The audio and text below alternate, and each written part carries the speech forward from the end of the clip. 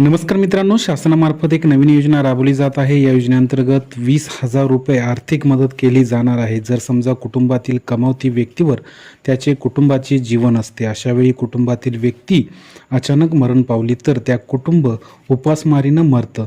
मग कधीकधी अशाच योजना आपल्याला उपयोगी पडतात। मग त्यांच्या उदरनिर्वाहासाठी सरकारकडून त्यांना आपत्कालीन परिस्थितीमध्ये आर्थिक मदत केली जाते।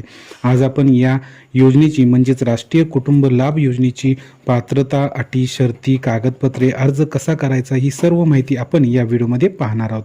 त्यासाठी हा व्हिडिओ सुरुवातीपासून शेवटपर्यंत पहा, कुठेही स्किप करू नका।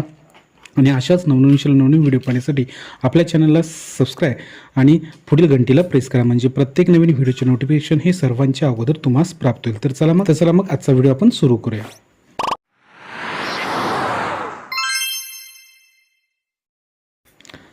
मित्रांनो, शासनामार्फत राष्ट्रीय कुटुंब लाभ योजना ही राबवली जात आहे। या योजनेअंतर्गत 20,000 रुपये आर्थिक मदत त्या कुटुंबाला मिळत असते। मग या कुटुंबातील जर कमावती व्यक्ती जर मरण पावली असेल तर अशा कुटुंबाला 20,000 रुपये आर्थिक मदत शासनाकडून मिळत असते। मग या योजनेची नेमकी पात्रता काय आहे ते पाहूया। तर प्रथम पात्रता काय आहे ते पाहूया। तर एक अर्जदार महाराष्ट्र राज्याचा रहिवासी असावा। 2 कुटुंबातील कमावत्या व्यक्तीचे 18 वर्ष ते 59 वर्ष असावे। मित्रांनो, कुटुंबातील कमावते व्यक्तीचे जर निधन झाले असेल तर त्याचे वय 18 ते 59 या वर्षातलं असावं। जर त्याचं वय 60 वर्ष असेल तर त्याला या योजनेचा लाभ मिळणार नाही। 3 अर्जदाराचे नाव दारिद्र्य रेषेखालील यादीत नाव असणे आवश्यक आहे। म्हणजे जो कोण अर्ज करणार आहे तो अर्जदार हा दारिद्र्य रेषेखालील जी काही यादी असेल त्या यादीमध्ये नाव असणं आवश्यक आहे, किंवा दारिद्र्य रेषेखालील जर तुमचं कार्ड असेल त्या कार्डमध्ये तुमचं नाव असणं आवश्यक आहे। 4 कुटुंबातील कमावती व्यक्तीचा मृत्यू हा नैसर्गिक किंवा अन्य कोणत्याही कारणाने झालेला असावा, परंतु त्याचा मृत्यू हा आत्महत्या करणार नाही असा झालेला नसेल। जर समजा त्या व्यक्तीनं आत्महत्या केली असेल तर या योजनेचा लाभ त्या व्यक्तीला मिळणार नाही। ही जर पात्रता तुमच्याकडे असेल तर तुम्ही या योजनेसाठी पात्र आहात। आता आपण यानंतर या योजनेसाठी आवश्यक कागदपत्रे कोणती लागणार ते पाहूया। 1 तुमच्याकडे आधार कार्ड असणं आवश्यक आहे। 2 रहिवासी प्रमाणपत्र। 3 दारिद्र्य रेषेखालील रेशन कार्ड किंवा यादी किंवा त्याचं प्रमाणपत्र तुमच्याकडे असणं आवश्यक आहे। 4 मोबाईल नंबर। 5 जन्म प्रमाणपत्र। 6 बँक पासबुक झेरॉक्स आणि 7 शपथपत्र। ही जर कागदपत्रे तुमच्याकडे असेल तर तुम्ही या योजनेसाठी अर्ज करू शकता। आता शेवटी सर्वात या योजनेसाठी अर्ज कसा करायचा। जे लाभार्थी वरील सर्व पात्रतेत बसत असेल, त्यांच्याकडे ही सर्व कागदपत्रे असेल तर त्यांनी आपले तहसील कार्यालय किंवा तलाठी कार्यालय या ठिकाणी अर्ज भरून आवश्यक कागदपत्रे सोबत सांगितलेली जी काही कागदपत्रे आहेत त्यांची झेरॉक्स परत जोडून अर्ज तुम्ही त्या कार्यालयात सादर करायचा आहे। तुम्हाला अर्ज कुठे सादर करायचा आहे तर तहसील कार्यालयामध्ये जाऊन तुम्हाला अर्ज सादर करायचा आहे, जमा करायचा आहे। आता मित्रांनो, तुम्हाला अर्ज या व्हिडिओच्या डिस्क्रिप्शन बॉक्समध्ये लिंक वर क्लिक करून तुम्हाला तो मिळेल, त्याची प्रिंट काढून घ्यायची आहे। त्याचबरोबर आपण पुढं अर्ज कसा भरायचा ते देखील पाहणार आहोत।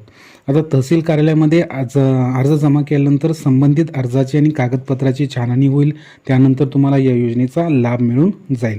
मित्रांनो, इथे एक गोष्ट आपण सांगू इच्छितो की एखाद्या योजनेची माहिती सांगितल्यानंतर तुम्हाला लगेच त्या योजनेचा लाभ मिळेल असे नाही, किंवा काहींना या इतर अनेक योजनेचा लाभ मिळतो तर काहींना मिळत नाही, यात माझी कोणतीही चूक नाही। त्या योजनेचा तुम्हाला जास्तीत जास्त लोकांना लाभ कसा मिळेल किंवा ती योजना सर्व लोकांना कशी माहीत होईल याची कागदपत्रे असतील किंवा तुमची कोणती काही कागदपत्रांची कमी असेल तर त्या अर्जाचा स्टेटस काय आहे हे नंतरनं तुम्ही पाहणं आवश्यक असते, तरच तुम्हाला त्या योजनेचा परिपूर्ण लाभ मिळत असतो। म्हणजे तुमची जर कागदपत्रे सर्व असतील आणि तुमचा जर अर्जाचा जो स्टेटस आहे तो योग्यरित्या चांगला असेल तर तुम्हाला त्या योजनेचा लाभ मिळू शकतो। योजना कोणतीही वाईट नसते, त्यामुळे योजनेचा प्रत्येकानं लाभ घ्यावा अशी माझी इच्छा आहे। मित्रांनो, या व्हिडिओच्या डिस्क्रिप्शन बॉक्समध्ये हा फॉर्म तुम्हाला मिळून जाईल। हा फॉर्म डाउनलोड करून त्याची प्रिंट काढून घ्यायची आहे अशा पद्धतीनं हा फॉर्म असणार आहे. इथं तुमचा अर्जाचा दिनांक तुम्ही टाकायचा आहे. त्याच्यानंतर राष्ट्रीय कुटुंब लाभ योजनेअंतर्गत अर्थसहाय्य मिळण्याबाबतचा अर्ज, हा अर्ज तुम्हाला जर माझ्या डिस्क्रिप्शन बॉक्समध्ये नाही मिळाला तर तुम्हाला तहसील कार्यालय किंवा तलाठी कार्यालयामध्ये सहज मिळून जाईल किंवा महाई सेवा केंद्रामध्ये देखील तुम्हाला हा अर्ज मिळून जाईल. आता इथं अर्जदाराचा जो कोणी अर्जदार असेल त्या अर्जदाराचा आधार क्रमांक तुम्हाला इथं टाकायचा आहे. आधार क्रमांकावर जसं संपूर्ण नाव आहे तसं तुम्हाला इथं टाकायचं आहे. त्यापैकी तुमचं जे काही लिंग असेल, पुरुष, स्त्री आणि काही इतर असेल ते इतर तुम्हाला इथून टिक मार्क करायचं आहे. जन्मतारीख तुम्हाला इथं टाकायची आहे. व्यवसाय तुमचा टाकायचा आहे. निवासाचा पत्ता संपूर्ण तुम्हाला टाकायचा आहे. जसा आधार कार्डवर आहे तसं तुमचा भ्रमणध्वनी म्हणजेच मोबाईल नंबर, ईमेल ID, त्यानंतर कुटुंबाचा तपशील तुम्हाला इथं टाकायचं आहे. त्याचं पूर्ण नाव.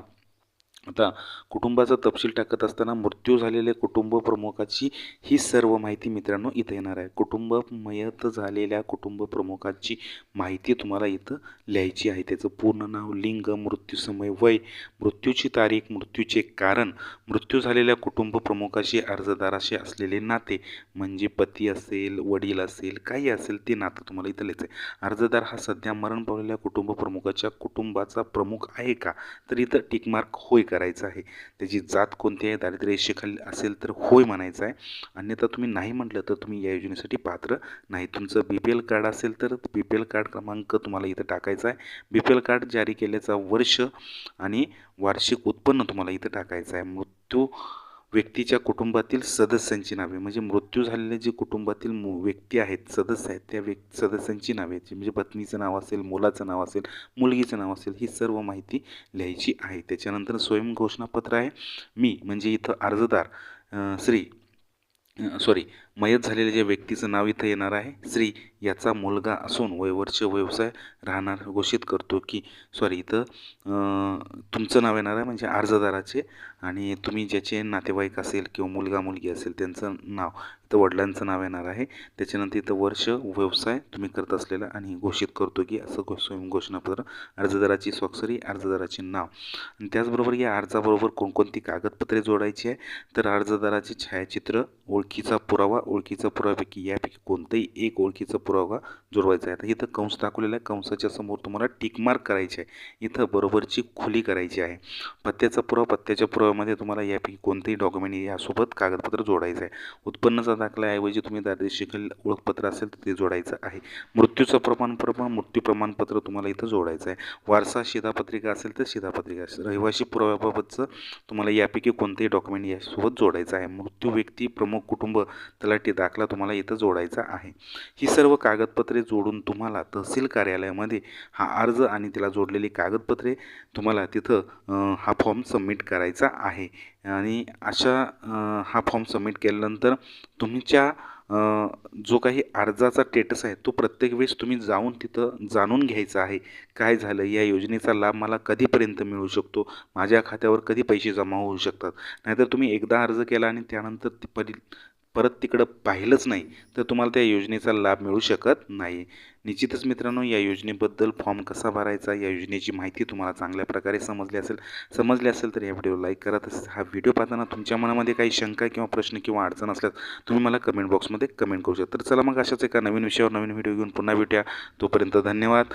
जय हिंद, जय महाराष्ट्र.